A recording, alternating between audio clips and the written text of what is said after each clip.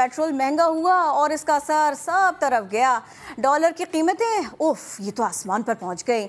अब रमज़ान सर पर है और हर चीज़ आवाम की पहुंच से दूर होती चली जा रही है। रमज़ान रिलीफ पैकेज का ऐलान हुआ और फिर उसके बाद क्या हुआ जनाब?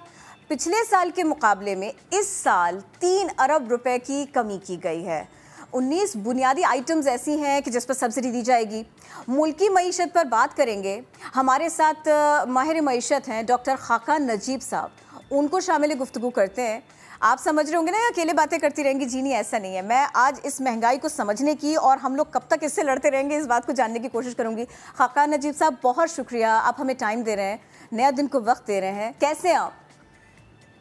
Thank you so much for having me, I am very well. देखिए कितनी अच्छी बात है, आप भी मुस्कुरा रहे हैं, मैं भी मुस्कुरा रही हूँ और हम दोनों, क्या पूरा पाकिस्तान इस वक्त ये कहने से कासिर है कि मुश्किलें इतनी पड़ी मुझ पे कि आसान हो गई। कुछ आसान नहीं हुआ। ये मुझे बताइए ना, ये महंगाई कहाँ जाके रुकेगी? ये शाबान गुजर रहा है, रमज़ान आ जाएगा, ईद क्या हमारी फीकी कर दी जाएगी? देखें, एक तो ये बात है कि इसमें कोई शक नहीं है कि फूड इन्फ्लेशन जो 40-45% है पाकिस्तान में, ये सबसे ज़्यादा तकलीफ है हर इंसान पर, ख़ास आम।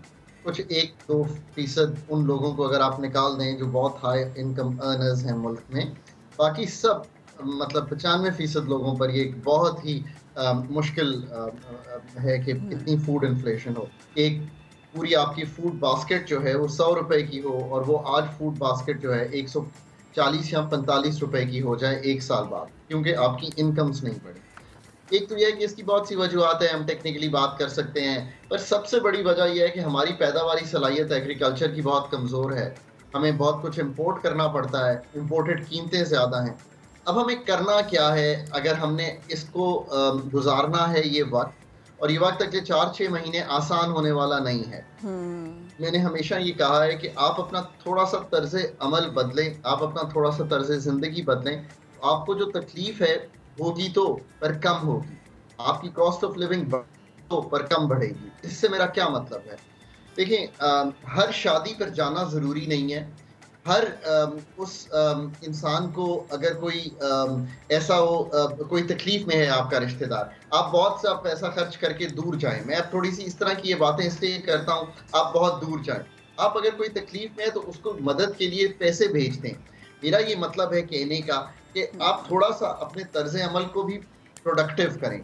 तीसरी चीज़ अब आपके सामने ये रखूंगा कि अगर आप घर में बिजली का बिल चाहते हैं कि कम हो, तो अपना गीज़र कम से कम इस्तेमाल करें अगर इलेक्ट्रिक गीज़र पे हैं, बिकॉज बहुत से लोग हैं। आप बिजली की जो इस वक्त यूज़ है घर में, अगर 2 कमरों में कर रहे हैं तो उसको 1 कमरे में कर दें, उस वक्त एटलीस्ट जब सब इकट्ठे हों, सब फैमिली इकट्ठे हों। बात आपकी कट रही है, सो सॉरी, लेकिन मुझे ये बताइए, ये सब एहतियात मेरे लिए है? ये सब एहतियात मिडिल क्लास के लिए है? ये इस सवाल का जवाब ना मैं किसी को नहीं दे पाती। अगर मैं कहीं भी जाती हूँ ना, लोग मुझसे पूछते हैं कि ये बताइए, ये पाबंदियाँ हमारे लिए, ये आधा दिल मार के हम जिए, हम तो पहले ही परेशान हैं। तो ये बताइए ना, ये जो एक कॉन्सेप्ट है कि जी वो पे करे टैक्स सबसे ज़्यादा जो अर्न कर रहा है सबसे ज़्यादा, ये क्या अभी भी ख्वाब है? ये आपकी बात दुरुस्त है। इस पे भी इसको मैं सेकंड पार्ट में एग्री करता हूँ कि सोशल कॉन्ट्रैक्ट स्टेट के साथ एक इंसान का, एक सिटीजन का, वो क्या है। अच्छा, इसी तरह आप अपने गैस के बिल को भी कम कर सकते हैं। गैस के बिल को कम करने का तरीका आपको पता है, कई से पाकिस्तान में हमने गैस का ज़िया किया है। लोग, ऐसा भी वक्त था, सस्ती थी गैस, हम चूल्हा जला के छोड़ देते थे हल्की आग पर, कि आएंगे दोबारा इस्तेमाल कर लेंगे, माचिस कहाँ जलाएंगे।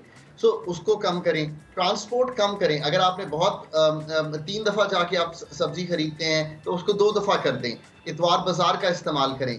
इससे ज़्यादा ये काम करें कि सर्दियाँ थी तो एसी की बजाय स्वेटर पहने, गर्मियाँ हैं तो पंखे ज़्यादा से ज़्यादा इस्तेमाल करें, पर कपड़े इस तरह के पहने कि आपको कम से कम एयर कंडीशनर का इस्तेमाल करना पड़े। क्रॉस वेंटिलेट करें अपने घर को। मुझे पता है, लास्ट टाइम शॉपिंग पे कब गए थे आप? ये तो आपने मेरी दुखती रग पे हाथ रख दिया। आप यकीन करें कि मैं तो आप यकीन करें, लॉन का सूट अच्छा होता है गर्मियों में पहनने के लिए, कितना महंगा हो गया है, कभी सोचा है इस बारे में? अरे तो आप ये फैसला करें कि इस साल नए प्रिंट्स नहीं खरीदने। मैं I am honestly telling you this. और अगर आप आज नए प्रिंट्स ना खरीदें और यही पैसा किसी भी एक ऑर्गेनाइजेशन है जिसको मैं मेरा घर भी मेरे वालिद साहब ने मुझे कहा कि और ये मैं आपको ऑनेस्टली ये चीज रख रहा हूँ। कुछ दिन पहले मेरे वालिद साहब ने कहा कि यार हम फ्लड्स वालों को भूल गए हैं। मैंने कहा बिल्कुल दुरुस्त कह रहे हैं, हम फ्लड्स वालों को भूल गए हैं। तो उन्होंने कहा कि हमें एक खतीर रकम वहां डालनी चाहिए। उन्होंने जो रकम तो बहुत ज्यादा है, पर यही आई थिंक इस्लाम की रूह है कि अगर आप वो रकम डालते हैं जिससे आपको फील हो कि यार ये मेरे लिए तो ये बहुत ज्यादा सैक्रिफाइस है। So again this what I am trying to say is कि ये वक्त, आपकी बात अपनी जगह बिल्कुल दुरुस्त है कि ये वक्त बहुत मुश्किल है लोगों पर इसके साथ साथ ये बात जो ये आपका तर्ज जिंदगी जो है आपकी जिंदगी को बेहतर गुजार सकता है। हमने तो बहुत से घरों में, बहुत से लोगों में, बहुत से दोस्तों में, मैं तो हमेशा ये कहता हूँ और मैं मतलब जिस फोरम पे बात कर रहा हूँ पाकिस्तान, मैं इंटरनेशनली भी आपको बताऊं हम यही डिस्कशन करते हैं। मैं एक जापानीज वेबिनार में था, ठंड थी वहां पे, तो उन्होंने सबसे बड़ी ये बात की कि आप लेयर अप अपनी स्वेटर्स को, और जो एसी है जिसको वो एयर कंडीशनिंग कहते हैं जो हीटिंग एंड कूलिंग करती है, उसको इस पे रखें कि आपका बिल जो है वो ड्रॉप कर जाए बाय 30%।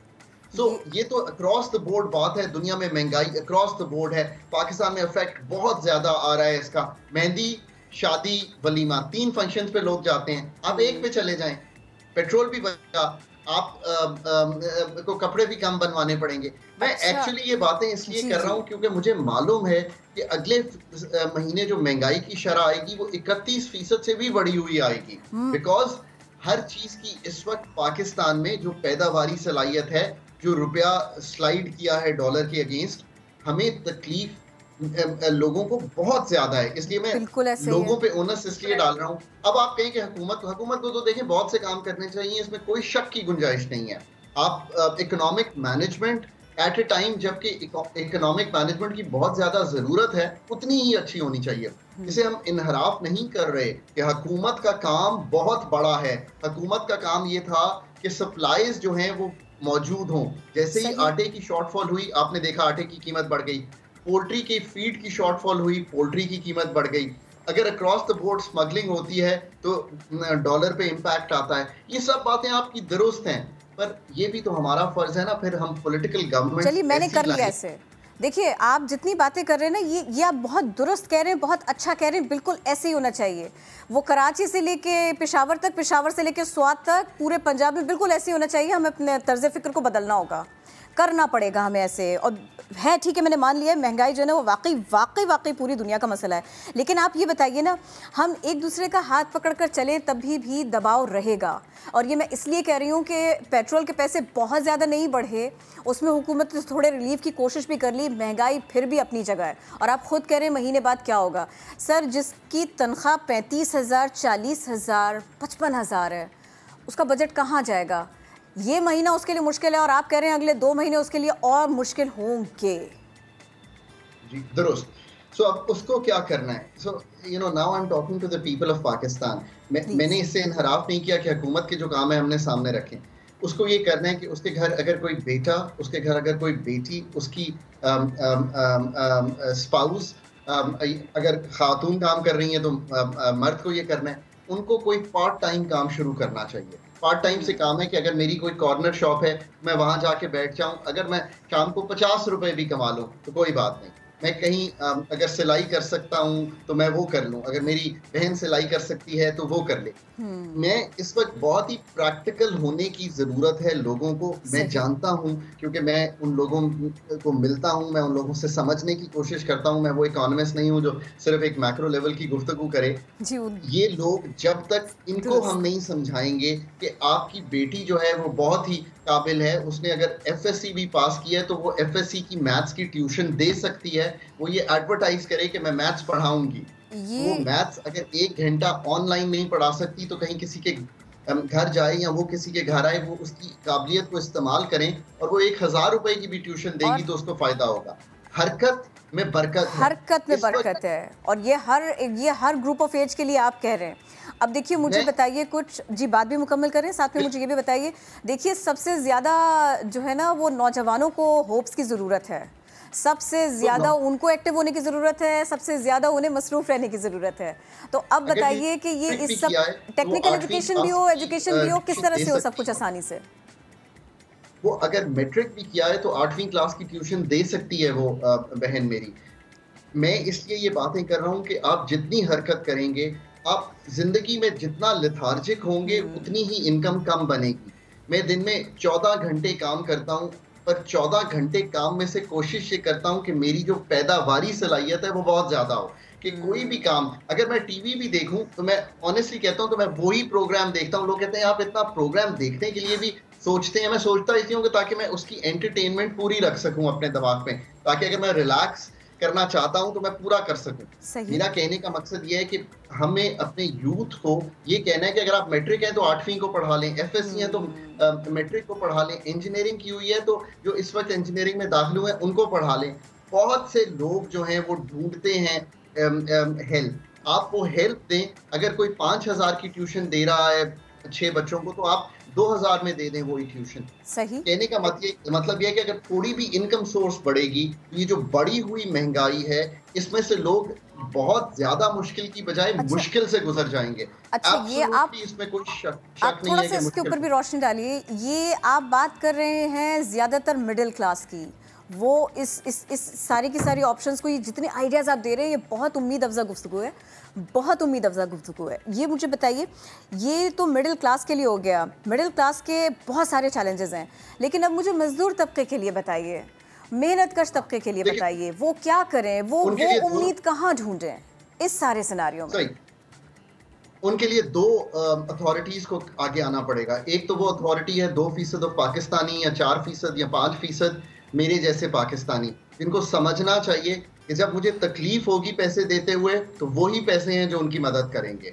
अगर मैं वो पैसे दूंगा जो तकलीफ के बगैर दे रहा हूँ, तो इसका मतलब है कि मैंने आज ये समझा नहीं कि मेरा मुसलमान भाई या मेरा मुसलमान बहन या मेरे वो वल्नरेबल सेगमेंट्स, वो 30 से 40% पाकिस्तानी इस मुल्क में मेरी मदद का इस वक्त तालिब है। और मुझे आपको या जो भी इंसान है, और 50,000 से ऊपर जो भी कमा रहा है या 60,000 से ऊपर जो भी कमा रहा है, वो 500 दे दे, और 50 लाख वाला 5,000 दे दे। एक तो उनको आगे आना पड़ेगा इस वक्त, इसमें कोई शक नहीं। और पाकिस्तान बहुत जबरदस्त करता है फिलांथ्रोपी इस वक्त, उसमें बहुत आगे जाना पड़ेगा। ये मैंने रिसेंटली चूंकि अपने वालिद से सीखी ये बात, तो मैं इसलिए लोगों के सामने रखा। दूसरा, अथॉरिटीज को और IMF को, क्योंकि ये 2 लोग इस वक्त मुल्क की फाइनेंस चला रहे हैं, इसमें हमें ऑनेस्ट होना पड़ेगा। जब भी पाकिस्तान IMF के प्रोग्राम में जाता है, मैंने पाकिस्तान के दोनों प्रोग्राम, करंट वाला भी पिछला वाला भी निगोशिएट किया है टेबल पे बैठ के IMF के साथ, जो स्मॉल टीम थी जो निगोशिएट कर रही थी।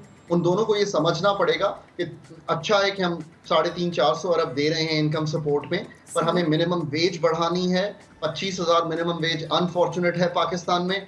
हमें ये भी करना है कि हमें इस जो इनकम सपोर्ट प्रोग्राम है, इसका जो दायरा कार है उसको बढ़ाना है।